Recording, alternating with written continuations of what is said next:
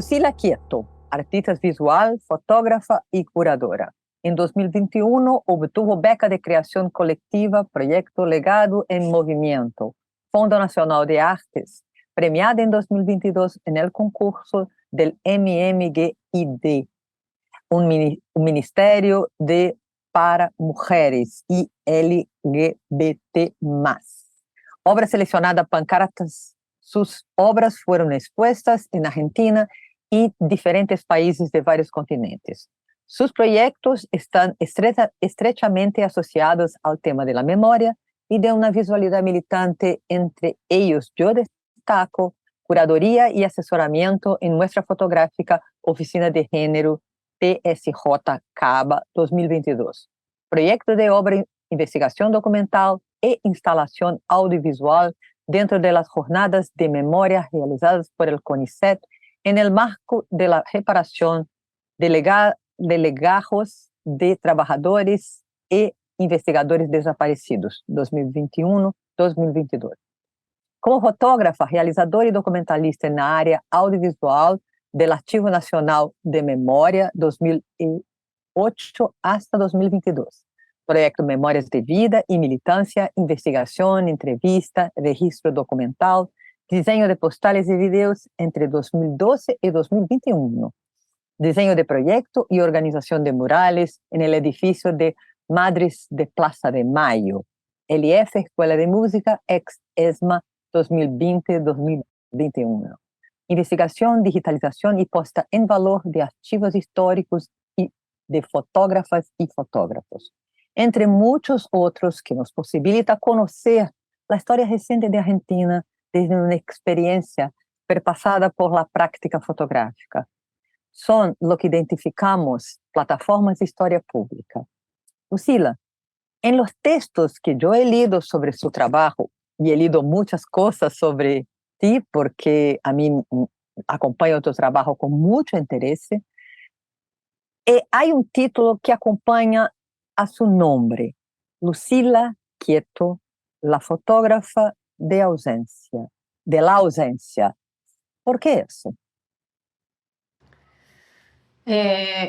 Bueno, se relaciona con un trabajo quizás particular, pero a lo largo, digamos, de los últimos 25 años he trabajado sobre esa temática que es la ausencia, que es a partir de la desaparición de mi padre y de mi tío. Entonces, esa ausencia de imágenes que hubo en el álbum familiar, a donde yo siempre recurría para tratar de encontrar escenas de la vida o rasgos que me devolvieran, digamos, la vida y los gestos de mi padre.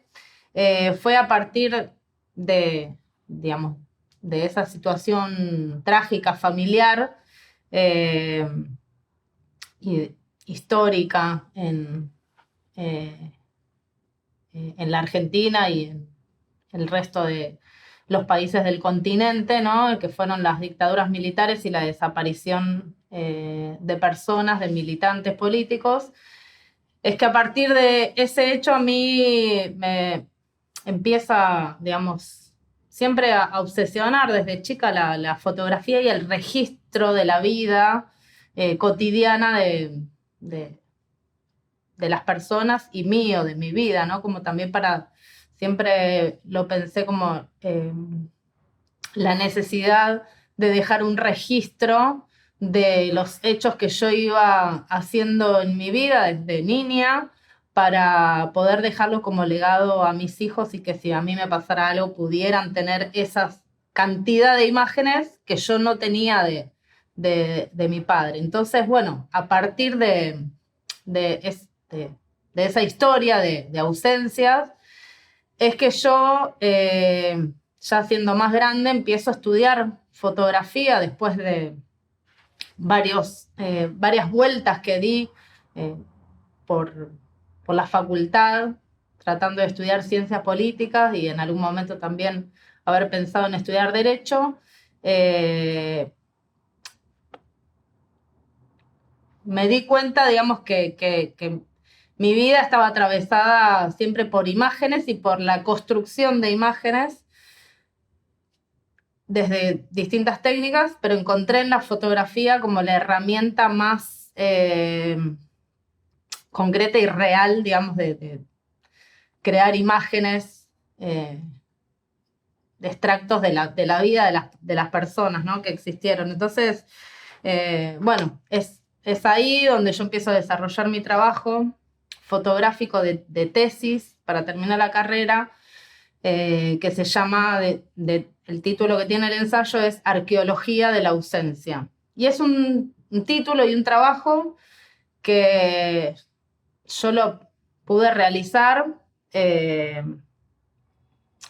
además, digamos, por esta idea que me había obsesionado durante toda mi vida de encontrar nuevas imágenes que contaran la vida de mi padre. Lo pude realizar porque hubo otras personas con las que yo me encontré en un momento de mi vida, que eran otros hijos de desaparecidos, que también tenían esta misma necesidad de encontrar imágenes de sus padres. Entonces, bueno, en esta búsqueda de imágenes es que, bueno, vengo trabajando en los últimos 30 años, por lo menos. Sí, yo creo que tu respuesta me engancha en la pregunta siguiente. Porque observo que en su práctica artística, eh, tú partes de la intimidad de una búsqueda por cambiar el rumbo de los hechos históricos. Un abrazo imposible se convierte en un acto político. Hay, a mi juicio, una potencia política en las fotografías de intimidad, pero yo te pregunto, no sé si es una pregunta muy fácil para contestar, pero ¿en qué medida estas fotografías de la intimidad, operadas con esa potencia política, afectan los rumbos de la historia de una nación? Bueno, es que a mí lo que me pasaba era que durante muchos años yo vivía, digamos, de esta historia familiar, de una manera familiar, y cuando empiezo a militar en la agrupación Hijos, que me encuentro con otros pares y empiezo a desarrollar luego de muchos años este trabajo fotográfico, yo primero lo pienso desde mi necesidad individual, pero siempre tenía la idea, digamos, al estar en un colectivo político, de que cualquier trabajo que yo pudiera hacer tenía que contar la historia de una generación, ¿no? Y una historia, esto que vos decís, una historia política. Entonces, ¿cómo transformar esta cuestión del álbum familiar, ¿no?, que es algo tan eso, de personal, individual, de las familias, en un hecho político, ¿no? Cómo la fotografía podía transformarse en contar, o sea, no lo pensaba yo como un hecho político, sino era una manera de narrar una parte de la historia. Bueno, y eso, digamos, se logró, lo logré a partir de juntarme con otras personas, pares, a discutir y a pensar siempre de qué manera podíamos incidir en nuestras acciones y en, digamos, y en nuestra necesidad de reclamos de justicia, de qué manera podíamos incidir en el resto o en alguna parte de la sociedad que nosotros veíamos que estaban dormidos o apáticos a la política, o que veíamos como despreocupados de convivir en una sociedad en donde, además de las injusticias que se profundizaban en la década de 90, además vivíamos con la impunidad de vivir con los asesinos y torturadores y violadores de nuestras madres y padres en libertad. Entonces, bueno, esa acción política que empezamos desde muy jóvenes, porque todos cuando empezamos a militar en la agrupación Hijos teníamos 18 años más o menos, todo ese andar y esa acción la fuimos también tomando para nuestra vida personal y el desarrollo de nuestro trabajo, ¿no? Yo creo que lo interesante de tu trabajo, sobre todo esta serie de arqueologías de la memoria que fue hecha como parte de su memoria de estudiante, tiene una potencia que sobrepasa, yo creo, el interés personal. Y eso afecta no solo a la trayectoria de los individuos, pero cómo los individuos se conectan en una colectividad, en una comunidad de sentido. Entonces, y para mí, y no es solo para mí, porque yo creo que desafortunadamente o afortunadamente tú eres objeto de estudio de algunas personas que le interesan justamente la conexión entre memoria e historia. Y hay una idea que tú elegiste cuando ya joven estaba haciendo su memoria, su tesis, y te acompaña, que es la noción de arqueología.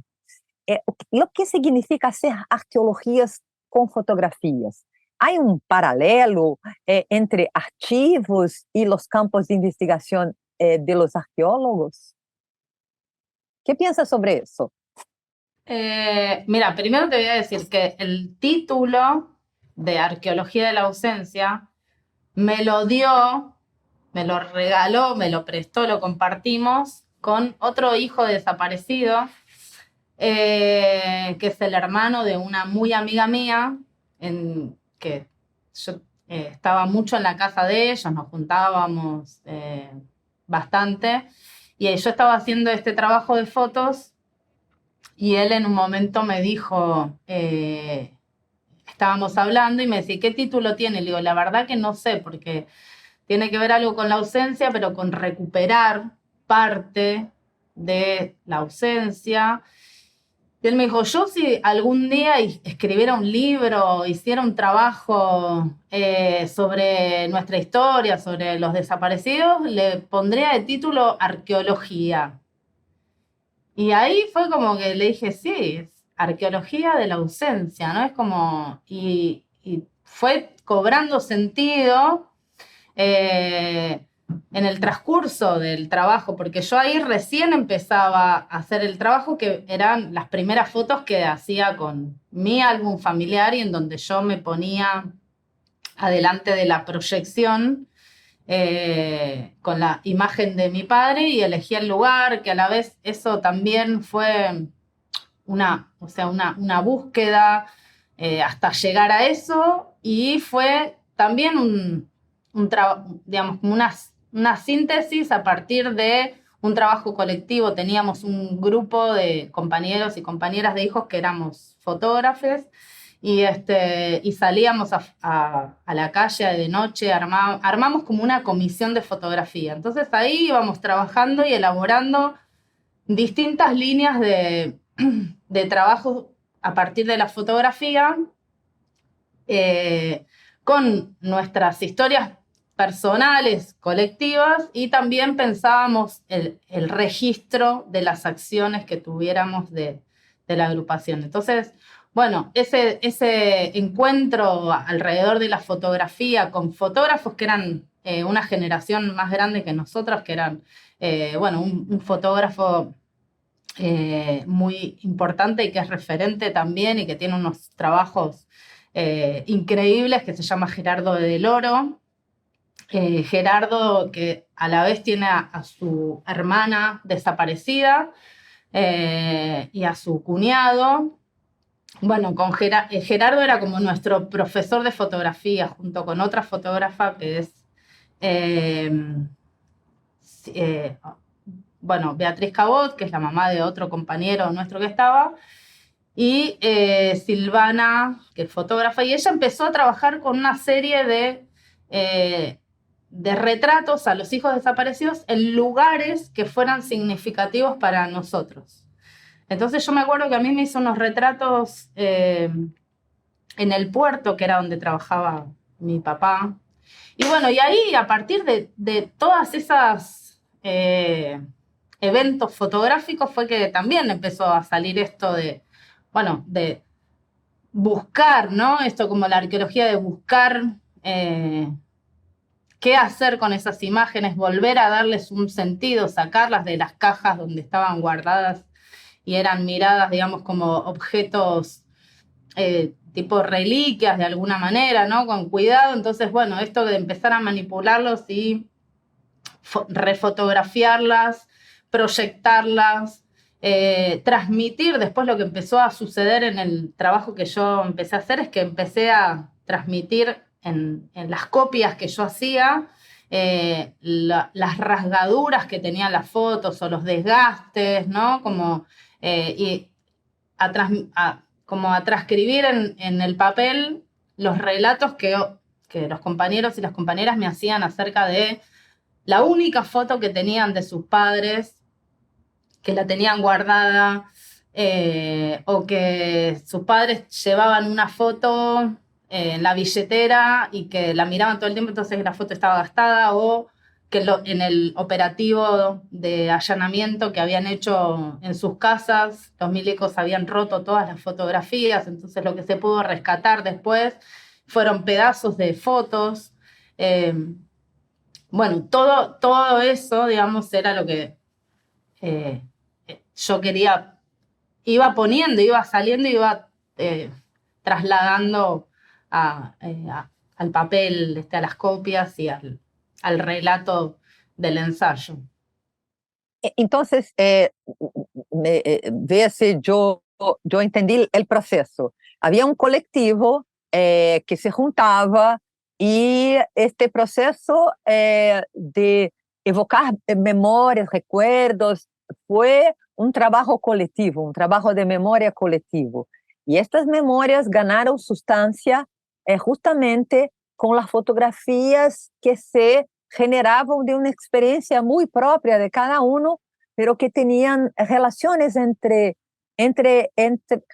generacional a lo mejor, porque fueron impactados por la misma tragedia que fue justamente la dictadura en Argentina y todo el proceso de persecución y de desaparición. Entonces, yo pregunto eso, oh, Lucila, porque a mí me interesa mucho entender este tránsito entre las fotografías de archivos hacia los espacios expositivos. Yo estoy llamando a tu práctica de práctica artística, pero a mí me gustaría oírte si reconoces en esa práctica una extensión en los mundos del arte y cómo ves estos tránsitos. Y también cómo estas fotografías que salen de las cajitas, de los cajones donde están guardadas, cuando ellas ganan el mundo, ellas, ¿qué tipo de memoria ellas producen? Yo creo que hay un desplazamiento entre lugares de memoria, para ocupar un término que es muy gastado, pero yo creo que hace sentido en términos de vocación misma de esta experiencia de desaparición. Entonces, la pregunta ¿es una práctica artística este tránsito entre las cajas, los cajones, hasta los espacios de exhibición?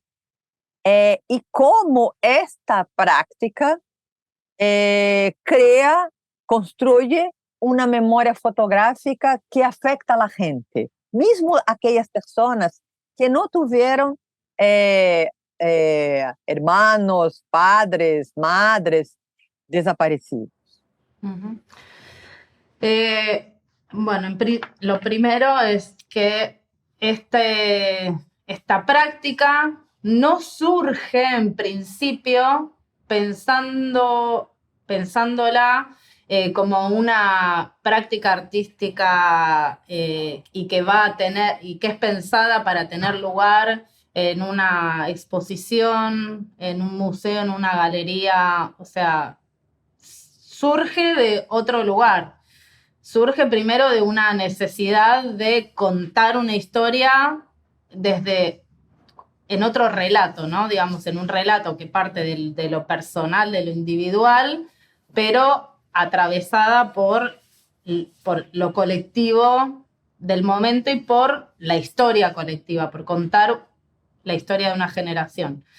Entonces, primero surge a partir de una falta de imágenes en donde la herramienta fotográfica y el arte, digamos, me permitió en ese momento tomarlo para recrear crear esta imagen imposible que era verme en una foto junto con mi papá, que era una foto que yo no tenía, una foto imposible. Entonces, el arte me da la herramienta para poder sacar esto que yo venía como pensando, digamos, durante toda mi vida o necesitando durante toda mi vida.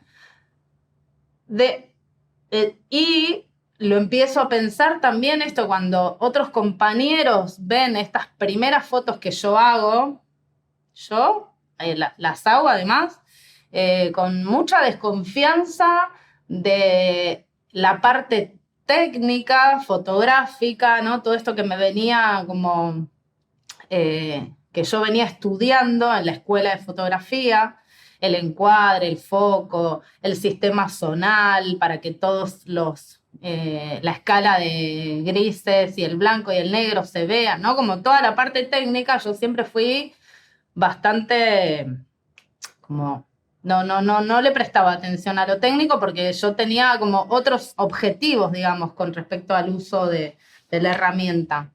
Entonces, cuando le muestro estas imágenes que yo genero sobre mi historia a otros compañeros y compañeras, me empiezan a decir, yo también quiero una foto con mi viejo, yo también, bueno, dale, entonces empezamos a planificarlo y ahí, además, o sea, todo esto yo después lo voy elaborando, ¿no? A medida que ese trabajo empieza a circular y lo empiezan a ver otros, y llega una propuesta de exponer ese trabajo en Italia, entonces yo digo, sí, qué bueno, a mí también me gustaría exponer, pero la verdad que no tenía ese fin principal el trabajo, que eso también me costó me trajo como muchos problemas con el trabajo que después pude ir resolviendo porque me fui amigando con la práctica artística y empecé a darme cuenta también o a llamar como los distintos momentos de producción de ese trabajo en donde yo primero me juntaba con la persona que me traía las fotos, fotografiaba las fotos, nos juntábamos en un día o que yo iba a su casa con el proyector de diapositivas, le proyectaba las diapositivas, la persona se metía dentro de la foto y eso era una performance. O sea, como ese momento de meterse en la imagen y que la otra persona actuara o decidiera dónde quería ponerse, de qué manera, si se sacaba, qué sé yo, se sacaba la ropa, si estaba entre objetos de su casa, ¿no? Como, bueno, se iban generando como distintas performances que, digamos, yo no me daba cuenta de lo que estaba haciendo tampoco, no es que lo tenía tan claro. Entonces, bueno, esto, como el proceso de insertar de que se insertó, digamos, este trabajo en el mundo del arte, no fue pensado. Sí creo que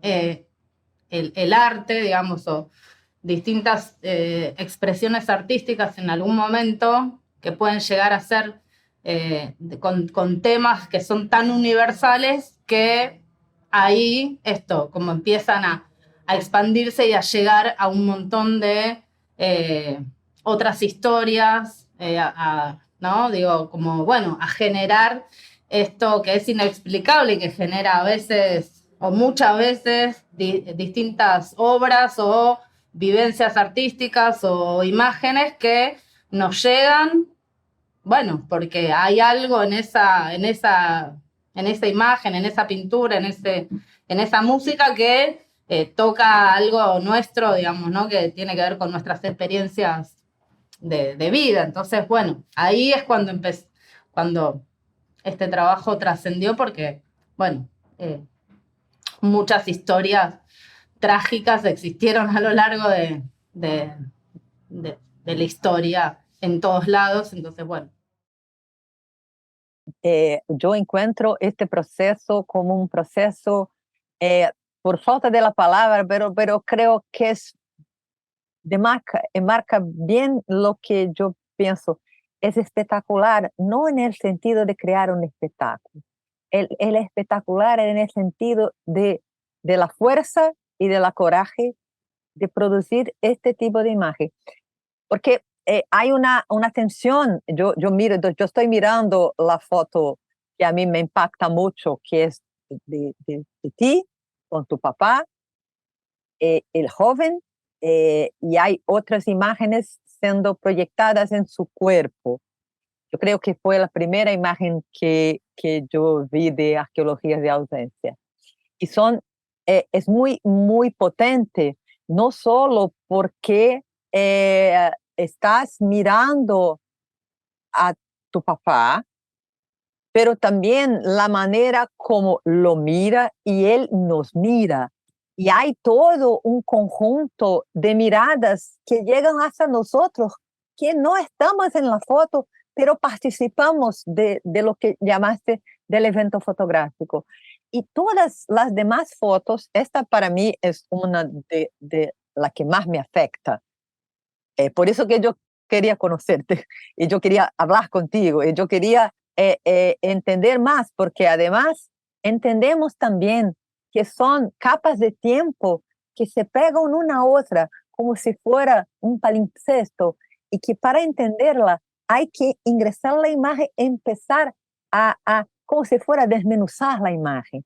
Y cuando yo la miro, no, yo estoy la mirando en una pantalla digital, pero y tú hiciste ese trabajo en proyección, sacaste una fotografía de la proyección, pero hay las inscripciones al borde de la fotografía, las imágenes, entonces todos los marcos de oscuro, todo eso crea una dimensión casi tridimensional en la imagen que yo creo que como si saliera y nos afectara de una manera así muy potente. Y yo soy de una generación anterior a la tuya, pero tus imágenes me permiten pensar no solo un acto individual, pero una búsqueda que hay, como si creara una iconosfera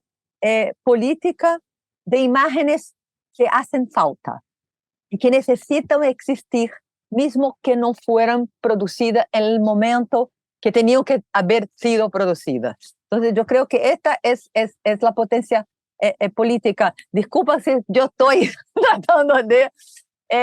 no estoy analizando, pero estoy tratando de compartir contigo. Yo creo que este es el juego del arte. No es simplemente ocupar los espacios de una manera estetizante, pero también ocupar los espacios públicos con actitudes historiadoras que en el mundo del arte se hacen muy potentes. Hay un otro trabajo a mí que yo creo que este es más reciente, que está trabajando con collages. Eh, ¿Tiene por qué cambiaste las técnicas?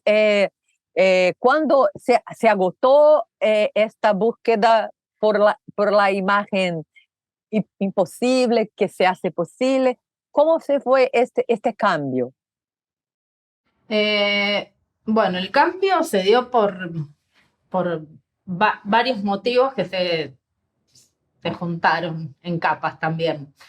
Uno fue que después de hacer ese trabajo fotográfico, que fue tan potente y generó, bueno, tantas cosas, yo dije, bueno, ¿y ahora cómo sigo? Porque, qué voy a hacer después de esto? No sé, ya está. O sea, fue un trabajo que pensé en el momento en el que lo hice, yo tenía 25 años, entonces dije, bueno, fue un trabajo que pensé durante 25 años. Bueno, ¿y ahora cómo sigo? Y dije, bueno, nada, me voy a poner qué sé yo, hacer otras cosas. Fue justo en el año 2001, que fue el cambio también, que empezó el cambio de lo analógico a lo digital. Las cámaras digitales eran muy caras. Fue justo el año del 2001, el año de la crisis fatal en Argentina, digamos, del corralito, ¿no? Diciembre del 2001, enero del 2002. Y yo no tenía trabajo, no tenía plata, no me podía comprar una cámara digital. En algún momento incursioné en el fotoperiodismo. Llegué al diario Página 12 a hacer una pasantía en fotografía o estar ahí a ver qué podía hacer. Y me acuerdo que me parecían los reporteros y reporteras que trabajaban en el diario, me parecían tan espectaculares, digamos, las imágenes que producían, y que yo no me salían, no podía hacer las imágenes que ellos hacían, no me podía meter en los lugares en donde ellos estaban y hacer una síntesis de un momento político con una imagen. O sea, no me salía, ¿no? Y yo dije, esto no es para mí. Como tenía unos compañeros que eran unas bestias, tipo un fotógrafo que es Pablo Piovano, que es un fotógrafo que en ese momento además era re jovencito, no sé, tendría 21, 22 años, no sé. Y hacía unas fotos que vos las veías en el diario y decías, esta es de Pablo Piovano, ¿no? Y bueno, había eso, como fotógrafos, todos los fotógrafos que trabajaban en el diario me parecían como muy, muy, muy increíbles y que yo no podía hacer ese trabajo, no me sentía capacitada. Entonces, bueno, desistí de ser fotoreportera y me volví a mi casa y empecé a trabajar, dije, bueno, ¿qué hago? Y empecé a agarrar fotos que yo tenía, copias chiquititas, y las empecé a fotocopiar. Dije, bueno, no tengo plata, pero tengo que hacer algo. Y empecé a fotocopiar esas fotografías y empecé a recortar y a meterlas adentro de otras fotografías fotocopiadas más grandes. Empecé a trabajar con fotocopias. Y no sé, bueno, empecé a hacer también un trabajo en ese momento sobre las fábricas recuperadas, la ciudad como sitiada a partir bueno, de esto, del 2001 y la ciudad de Buenos Aires cerrada porque, ¿no? Como la idea esta de que se venían de las hordas del conurbano a atacar la ciudad, y entonces la ciudad se empezó a enrejar, las plazas enrejadas, y por otro lado, en la ciudad, o sea, de Buenos Aires había una movilización permanente, asambleas, fábricas recuperadas por los trabajadores, ¿no? Como, bueno, nada, había ahí una ebullición política. Y bueno, y mientras tanto eso, yo empecé a trabajar con el collage y también lo que me pasó es que me di cuenta que la fotografía solamente no me servía para contar como estas diferentes capas históricas, sociales, políticas que a mí me interesaba meter en las imágenes. Entonces, bueno, empecé a probar por ese lado. Y hay una Eh, imagen muy potente de un periodo después, que esta colaje Familia Quieto 2012-2013, que tiene el grupo y que tiene las marcas y las sobreposiciones y los cráneos.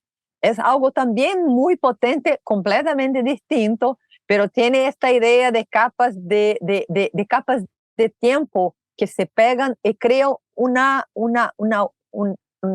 otra superficie de acción. Son imágenes acto. No tengo, no, son que se salen y nos afectan. Tiene esa potencia. ese trabajo surge también a partir de todo el trabajo que se empezó a desarrollar a partir, digamos, del 2003, que asume Néstor Kirchner y se empiezan a desarrollar diferentes políticas de Estado de reparación o intentos de reparación, digamos, sobre la historia y sobre el genocidio, sobre la última dictadura. Entonces esas como políticas públicas de memoria empiezan a abrir nuevas etapas de conocimiento sobre qué pasó con los desaparecidos. Entre ellas, el equipo argentino de antropología forense empieza a poder encontrar un montón de restos de desaparecidos, de asesinados, entonces empieza a saber quiénes eran las personas que estaban en las fosas comunes, en los osarios, digamos, o en las fosas de los cementerios o en distintos lugares. Y entonces muchos familiares empiezan a recuperar los cuerpos de sus familiares, los restos, y a saber qué les pasó. Entonces yo ahí empiezo a pensar, a partir también de la experiencia de muchos compañeros y compañeras que recuperan los huesos, por ejemplo, y hacen ceremonias de entierro o velorios, que también es un hecho como empiezan a ser hechos políticos, ¿no? Algo que es tan íntimo como la muerte y el velar a un familiar y enterrarlo, empiezan a suceder que aparecen personas muertas, asesinadas 35 años después, entonces sale a la luz, bueno, qué es lo que pasó con los desaparecidos. Y bueno, no sé, por ejemplo, un día una compañera, Marta Dillon, convoca a un montón de amigas y compañeras de ellas a su casa a pintar la urna en donde va a poner los restos de su madre. Entonces nos juntamos toda una noche y estuvimos pintando la urna, poniéndole lanitas, cositas, un montón de simbología que nos parecía importante que estén en ese cajón que va a depositar sus restos. Marta hace una ceremonia en la puerta de la casa donde su madre con otros compañeros fueron secuestrados. Y hacemos una caravana hasta el cementerio con banderas políticas, cantando, ¿no? Como, bueno, esos hechos tan íntimos que se transforman otra vez en hechos políticos, o otro compañero que filma, cuando va al equipo argentino de antropología forense, filma el cuerpo de su padre, que lo ponen en los huesos, lo arman en una camilla y le dicen, bueno, acá está tu papá. Y él lo filma y es tremendo ese video porque tiene una cosa de que o sea, es una locura porque lo estás viendo y es la madre y es el hermano y es él encontrándose con su padre después de 35 años. Y la madre le habla y le dice, tenés la misma sonrisa que de tu hijo, ¿viste? Y este compañero le enfoca al padre, le enfoca la dentadura, que además, y el video ese es muy fuerte porque termina, o sea, es muy fuerte toda esa escena, porque además es algo que es impensado, nadie filma a un muerto, ¿no? Y esto tiene como una cosa muy también de ritual y de apropiación de la historia y del cuerpo desaparecido y del cuerpo del familiar. Y termina que salen por la calle, en medio del centro de Buenos Aires, con la cajita de huesos, caminando y afuera hay una señora que vende medias en la calle, al lado hay otro que vende panchos, ¿viste? Como, bueno, la vida que continúa y ellos llevan ahí un pedazo de historia que es su historia. Entonces, bueno, a partir de ese trabajo, de esos trabajos o de esos encuentros y de esas ceremonias es que yo empiezo a pensar en esto como la posibilidad de encontrar o no los restos de mi padre y empiezo a pensar en esta gestualidad de los huesos y la trascendencia, digamos, en las distintas generaciones que llegan hasta mis hijos, digamos, ¿no? Entonces, bueno, un poco de ahí surge como este volver a mirar el álbum fotográfico y volver a repensar esa historia de filiación desde otro lugar. Entonces yo creo que desde este punto empieza a trabajar de una manera con imágenes distintas imágenes acto. De los sitios de memoria también son muy importantes porque hacen valer la presencia también de una ausencia, que son los centros de tortura y donde la gente que está ahora siendo homenajeada en los trabajos estaban en algún momento. Yo creo que son todos muy potentes. Ya estamos llegando al fin de nuestra conversación y yo te quería preguntar algo que no sé si debía, pero no consigo no dejar de preguntar, que es hablar del presente en Argentina hoy día. Mi pregunta es muy sencilla, no quiero una evaluación política, nada de eso. Yo quiero que me digas, si puede ser claro, ¿qué imagen elegirías o crearías para figurar el momento que Argentina está pasando ahora, en agosto de 2023? Uy, qué difícil. Sí, entonces se puede quedar como un proyecto futuro o un desafío, porque es un desafío, ¿no, Lucila? Por todo que me has hablado, por todo la potencia y por la cultura política donde se asentan tus imágenes. Eh, lo que vivimos ahora, porque vivimos, yo creo que la hermandad de la Sudamérica hay que hacer valer ahora. Tenemos que tener una hermandad. No podemos dejar, como se dice acá en Brasil en 2018, nadie suelta la mano de nadie. Incluso nosotros los brasileños vamos pegar las manos, tomar las manos de nuestros amigos argentinos y vamos a tratar de crear una imagen posible. Es difícil, estamos en un momento de esto, ahora como de bisagra y de mucha incertidumbre, y entonces, o sea, lo que me imagino es como algo todo muy revuelto, pero siempre hay un eje, digamos, de esperanza en el medio del pesimismo y de un montón de situaciones que vivimos de desesperanza y que hay cosas que están mal y que... pero bueno, esto, como yo siempre pienso que, bueno, que hay que procesar, que hay que pensar, que hay que generar muchas imágenes, muchas imágenes, mucho arte, ¿no? En el sentido bueno, estar en la calle, juntarse con otros y crear, ¿no? Poder ponernos a pensar qué inventamos, qué hacemos, cómo seguimos adelante y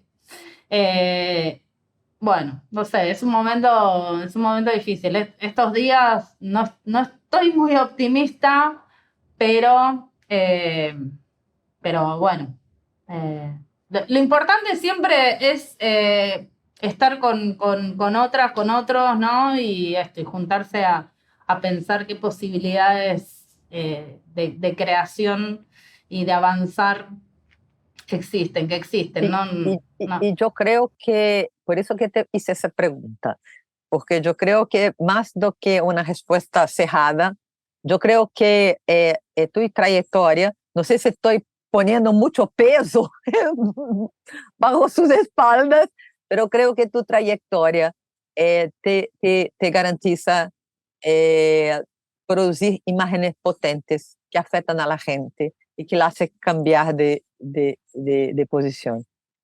Yo creo que su generación logró hacer mucho. Y te agradezco por eso. Bueno, gracias a vos. Gracias. Gracias, Lucila. Yo quería mucho te conocer. Te quiero mucho. Sí te conocer, solo conociendo de distancia, pero te quiero mucho a las cosas que hiciste y la manera como nos afecta. Muchas gracias. Bueno, gracias a vos también. Gracias por el cariño y por la calidez que tuviste desde el primer momento que me escribiste. Así que gracias. Yo voy a Argentina a te dar un abrazo. ¿Sí? Dale.